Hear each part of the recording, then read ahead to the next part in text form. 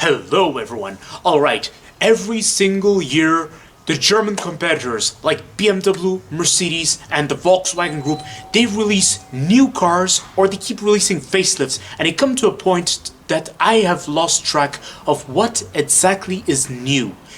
BMW. Last year they released some wonderful electric cars, which I did find a bit questionable in terms of their design, but then at the same time rather interesting in how they've upheld their theme, guys, the BMW theme. Now this is the facelift version BMW 3 Series. Every single year BMW has something new that I've lost track, but at the same time I'm still managing to catch up. Is the facelift really worth it at this time? Yes, guys, because Mercedes just released the all-new C-Class, so BMW felt the need to respond very fast.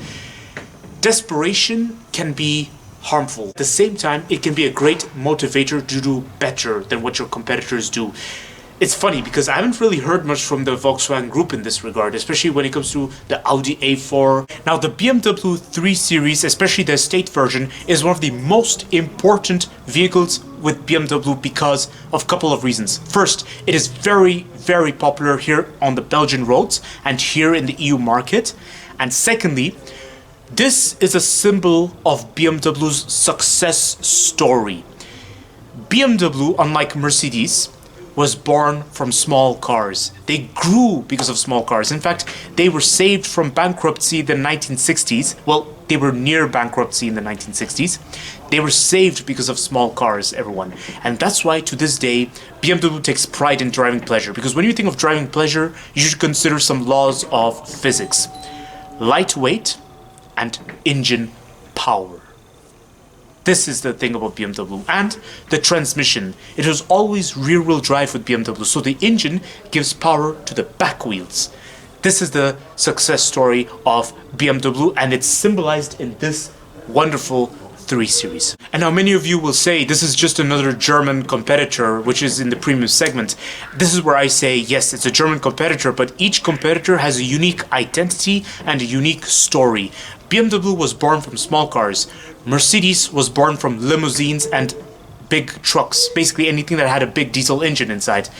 Audi was Audi kind of expanded thanks to the Volkswagen Group, and the Volkswagen Group expanded because of mass market vehicles and their minibus as well. So as we can see that the primary difference appears to lie at the front. Now, I think BMW did a wonderful job with the front, especially with the headlights, because it looked a bit odd having a sharp bit of the bodywork stick out here. I remember there was something different about the headlights. It had this like shark-like design over here and everything. It looked appealing from certain angles, but to me it looked a bit pretentious. Now what BMW has done about the front was resorted back to simplicity. Now the grille looks perfectly fine, although I don't know if it's just me, but I've been remarking that each year the BMW grille gets bigger.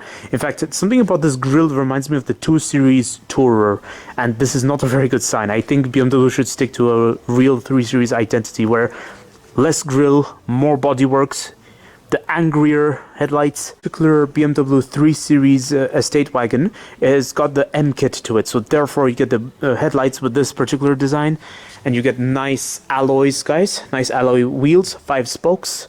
Now as we approach the rear, there's not much difference compared to pre-facelift version. Yes, everyone, interior of the BMW 3 Series, the facelift version. Now, guys, looks wonderful. This looks exactly similar to the pre-facelift version, but there's one conspicuous difference. The infotainment system, everyone. So this time BMW has decided it's good to bond the infotainment system directly with the instrument cluster. And for the rest of the interior, everything has remained very similar except the gear stick. The gear knob appears different, and I'm going to show you all in a moment how. Now, as for the interior, I've emphasized this before and I'm going to say it again. BMW, out of Audi and BMW, well, Volkswagen Group and Mercedes and BMW has always been very driver-centric. So this center would always tilt towards the driver. But in recent years, Mercedes and Audi have also kind of followed BMW with this trend. Is it questionable or not? questionable for them, but not for BMW. Instead, this is a great motivation for BMW to continue doing what it does best, building cars with driving pleasure. Really interesting how it goes. So this center tilts more towards the driver, but the infotainment system appears to be rather... It doesn't tilt towards the driver as much as before, guys. I mean, it seems like BMW, like, if you look at this carefully, this is more towards the driver, this is more towards the middle, I'd say. And in my opinion, I think BMW should have stuck to the original theme of having split screens, right? So one for the infotainment and one for the instrument cluster, but they've decided to bond everything together, and this is the exact same concept as the iX model. Now, I find it a little bit problematic because it was more interesting and more original when everything was split apart, but now bonding everything seems very similar to what certain competitors have done, like Kia in particular. I know Kia has an obsession for bonding everything together. And Mercedes used to actually do a design like this previously. I know the E-Class had this sort of format, and it would be more interesting if BMW had done something else. But one thing that's remarkable about this screen is that it is like a tablet almost. Like, look at this. You get like time in the corner and everything. Good. And this is round-edged also, so it's supposed to be driver-centric still. And by the way, you still get the swivel wheel. Now, that is a very good news, because some BMW models have abandoned the swivel wheel concept.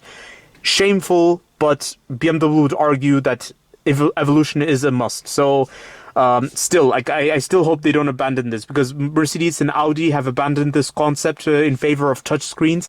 Now, the rest of the interior of the 3 Series has remained largely similar. Now, some things that surprised me is that BMW only changed the infotainment system as part of this facelift. Now, some manufacturers tend to do massive facelifts, and some manufacturers tend to do little tweaks, little changes, and they declare it a facelift. For the rest of the interior, it's remained a bit old school, which is very, very good. I still like the presence of physical buttons right here. But I feel like the door handle could have done with a bit more interesting things. Like, maybe they could have gone to a I theme, right? So maybe adapt a similar theme as the BMW iX, perhaps. Or perhaps stick to this theme, but make the handle a bit more interesting, because this is a pocket. So why not, make it a handle, actually, and get rid of the pocket? Because you don't need a pocket there, do you? Now, it should be noted that facelifts often impact option list. The equipment list, everyone. So, the facelift of this BMW 3 Series may not seem like much in terms of the design of the exterior. The biggest differences I've seen so far was the front design, which is immaculate. Far better than the pre-facelift version. Then we saw a major change to the interior, everyone. It was impeccable, very nice how BMW was gone about it, but it's made me a little bit worried, because now I'm under the impression that whilst other manufacturers are aiming for a more driver-centric interior, BMW has slowly been veering off this driver-centric nature. First, it started with the iX. I'm under the impression that now it's becoming more oriented towards competing with the electric car segment, which means abandoning certain aspects in favor of something else.